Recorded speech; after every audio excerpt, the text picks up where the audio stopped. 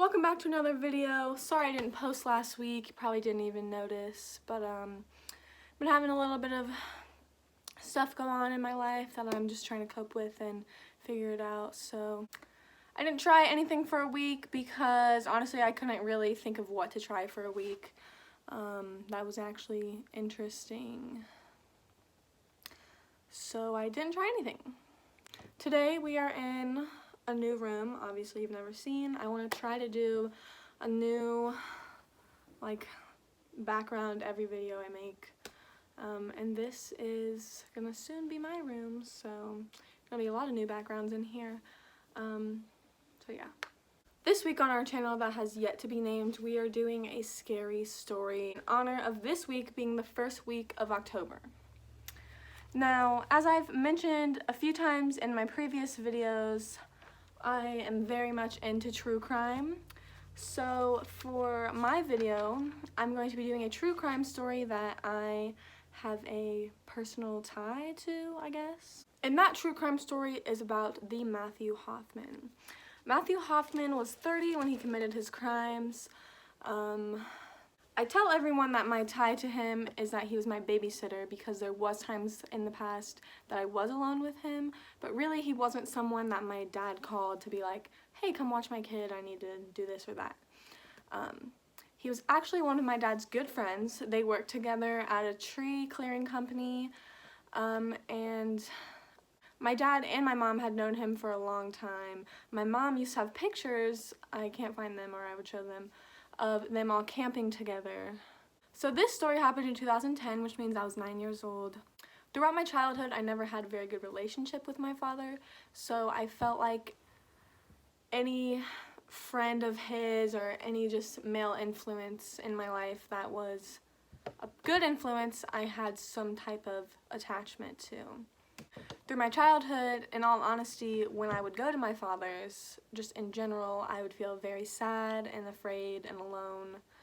And whenever Matthew was over at my dad's house, he made me feel not sad, not afraid, and not alone. So this story, when I found out as a 9-year-old, blew my mind because I couldn't believe that somebody that I personally looked up to so much and admired could do something this insane and bizarre. So at that age, it really messed me up when this stuff was going on. I didn't really want to hear about it. My mom wouldn't even watch the news because all it would talk about is what was going on, and I just couldn't deal with it because I had a good relationship with this man.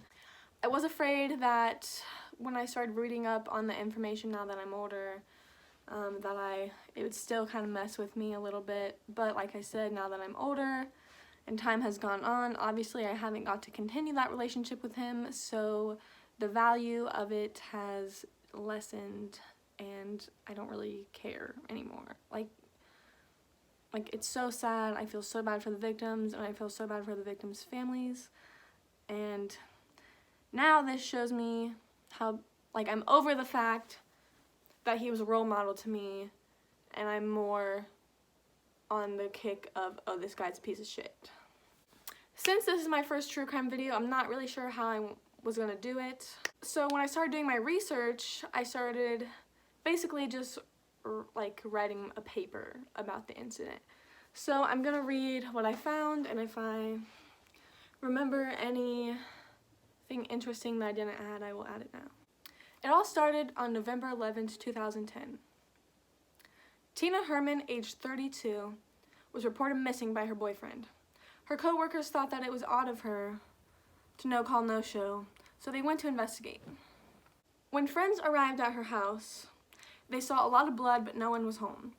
Herman lived with her 2 kids, Sarah, who was 13, and Cody Maynard, who was 11. The parents were separated, they did not live together, and I am unsure if the 3rd victim lived in the house or if she was just a neighbor. I've heard some sources say that Stephanie Spring was a neighbor and a friend to Tina, but I've also heard that she was a roommate and a friend. She was also missing. When people arrived to Herman's home, Spring's car was still in the driveway, but Herman's was missing.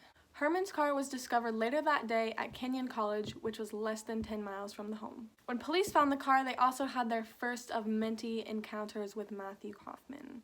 Matthew was one, if not the only person standing next to the vehicle, or at least around the vehicle.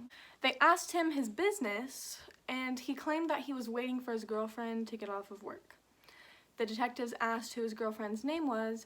He claimed he didn't know her last name because they had just recently started dating, but chillingly, he said her first name was Sarah.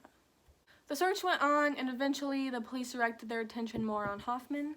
Police had found out that Hoffman had been convicted of theft, burglary, and first-degree arson in 2001. He worked for a plumbing company in Colorado when he was 19 years old. He robbed a condo his company was working for. Hoffman claimed after he robbed, he fled the scene, but he was so paranoid about all the fingerprints that he left that he went back to destroy and burn down the building.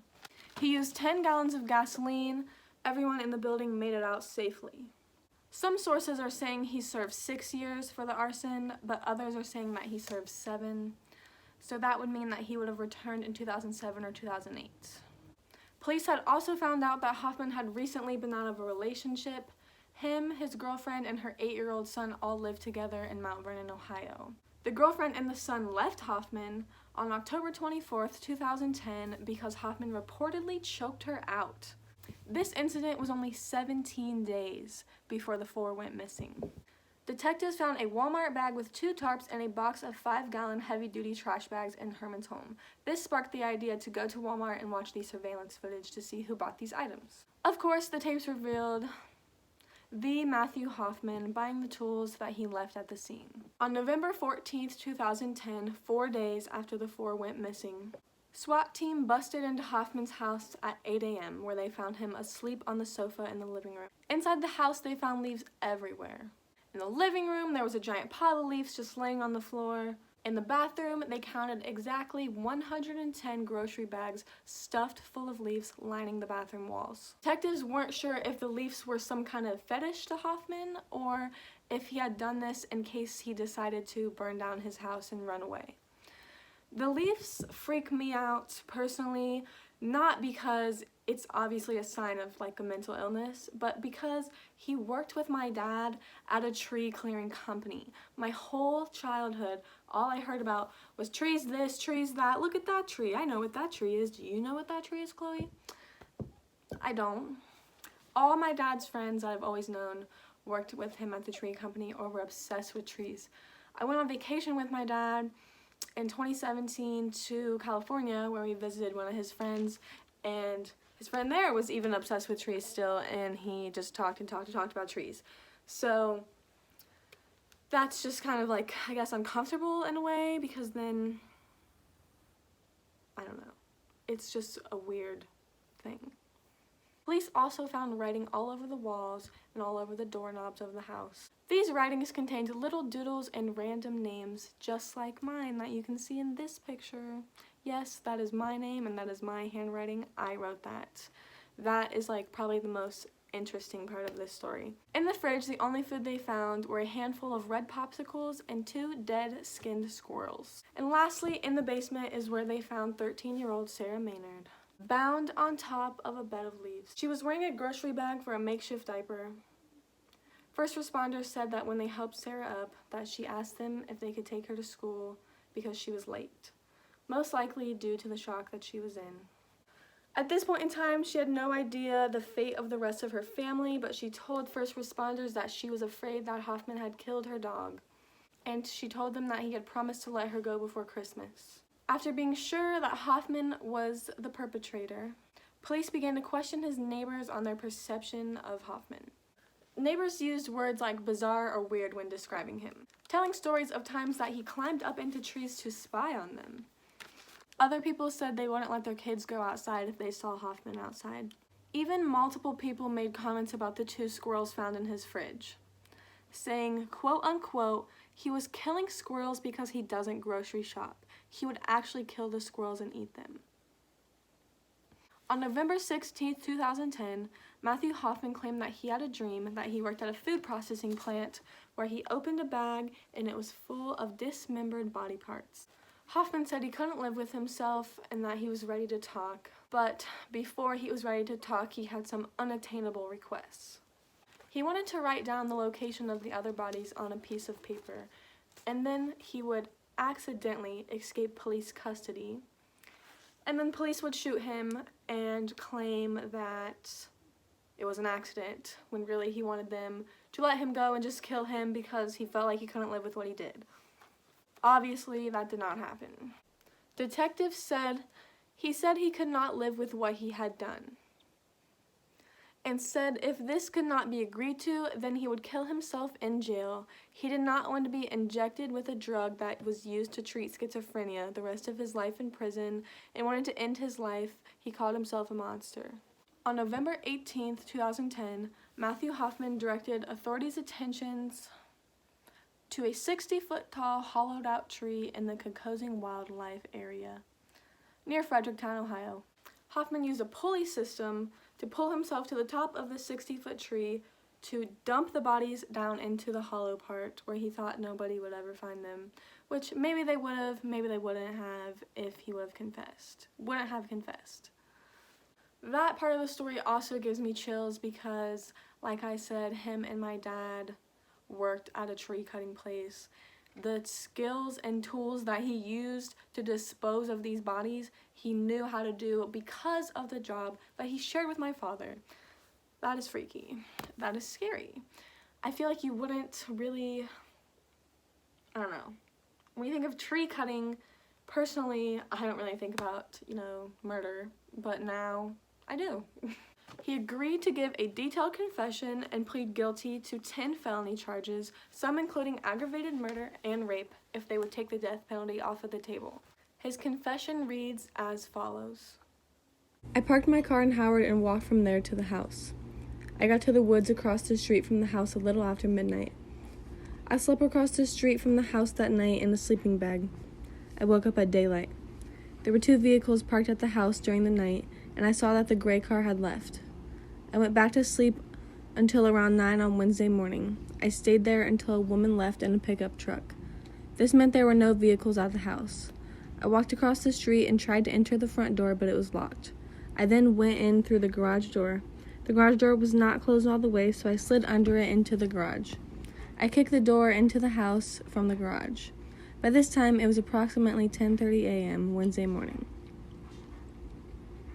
I looked around the house to make sure no one was there. Even if I did not take anything, there was a certain amount of excitement in being in someone else's home without them being there. I was looking for anything of value that could be carried out easily. Example, money, jewelry, etc. I did not find anything of real value. I was getting ready to leave as I had been there approximately an hour, but someone pulled into the driveway. I was back in the bedrooms when she entered the house and was unable to exit without breaking a window and trying to jump out. I had brought my knife for a certain amount of intimidation in case I ran into someone and needed to make an escape. When she made her way back into the bedrooms, I confronted her and made her get onto the bed lying face down. I believe that we were in the bedroom. I had a blackjack. I was going to try to knock her out. I hit her a couple times in the head, but this would not knock her out. It was not doing the job, and I started panicking. The next thing that I knew, her friend came into the bedroom. I have no idea when she got there, what she was doing there, and how she gained access. The other woman yelled at me. There were now 2 to deal with, and I did not know what to do. I grabbed the knife that I had put down on the nightstand and stabbed the woman on the bed through her back twice. I chased the other woman down, Stephanie, and stabbed her a couple times in the chest. Instead of running out of the house, she had ran into another bedroom. I believe this bedroom was for a girl due to the contents of the room. I then went back to the other bedroom where the first woman was located and stabbed her a couple more times. I could tell that both women were now dead. At this time, I was in a total state of shock. I wandered around the house slowly, coming to the realization of what I had done and how bad it was. During this time, I killed the dog because it would not stop barking. After a while, I came to the conclusion that I was going to dispose of the bodies and burn the house down. At first, I thought about loading the bodies into the vehicle, driving it into Foundation Park Pond. I would swim away as the vehicle sank, but I felt that it was too cold and I might not be able to make it out of the water. I decided to process the bodies and dispose of them inside of a tree that I knew was hollow. I took the bodies into the bathroom and began processing the bodies to dispose of them. I used garbage bags from within the house and placed the bodies inside. Once I had finished processing the bodies, I moved the Jeep into the garage to load up the bodies. I still had a couple of bags to load into the Jeep when I heard the children come into the house. I confronted the children, and the girl instantly ran into a bedroom. I stabbed the boy in the chest a couple times. I ran into the bedroom after the girl to make sure she was not on the phone for help. I saw the girl was not on the phone, and I could not bring myself to kill her. I did not enter the house to kill those people. I did not know a single one of them. I did not know their names. I did not know who all lived at that house. I chose the house to break into because there was not any close neighbors, and I noticed the garage door was ajar. I chose the house that day before. I did not plan for any of this to happen. I did not want to kill anyone, and I tried to just knock the woman out so that I would be able to escape. This was not working. A second woman showed up, and things quickly spiraled out of control. They kept escalating, and I was panicking. I only chose to process the bodies to make their disposal easier. Hoffman also claimed, "I would not have hurt her. I could never hurt her," about Sarah Maynard. He even said that he cooked hamburgers for her, played video games with her, and watched Iron Man 1 and 2 with her. He even claimed that some of the nights he slept with his arm around her. Prosecutors, I believe, say that Hoffman really believed that he was treating Sarah like a house guest in this instance by what he was saying and how he was saying it. But I don't know how you could claim that you were doing good for somebody by feeding them and playing games with them when you're also raping them every day and tying them up and keeping them from their family. That's definitely how you treat a house guest. Although Hoffman claims his motives were solely for the purpose of robbery, Larry Maynard, the dad of the 2 kids, believes his heinous crime was a random act of violence. Mr. Maynard said he doesn't believe Hoffman's confession, especially how he claimed to take care of Sarah. Larry Maynard says, "Why would he tell us the truth? Why would he even care? Even from behind bars, he's still controlling the situation. A thief steals, a murderer kills. He's just a monster. He's the closest thing to a devil I've ever seen." Matthew Hoffman is currently 39, and he continues to rot in prison, away in the Toledo Correctional Institution, where he will spend the rest of his miserable life. Besides the trees and the leaves and the connections to my father, I think the biggest thing that scares me was the connection that I had to him and the age, I guess, because Sarah was only 13 and I was only 9. It's a 4-year difference, and when you're younger, 4 is like a big gap, but at the same time, pedophiles, I don't really know if they care. I don't even know. I don't want to know.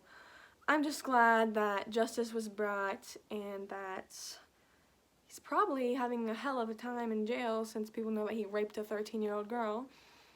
So I hope you guys enjoyed this video, something a little bit different, obviously. I don't have any other, like, crazy crime stories where I am related, but obviously I'm into true crime, so if I did a good job with this video, give this video a like and leave a comment about another serial killer that you would maybe want to see me do in the future. Other than that, I will probably be posting next week, and I hope you all have a good week, and until then,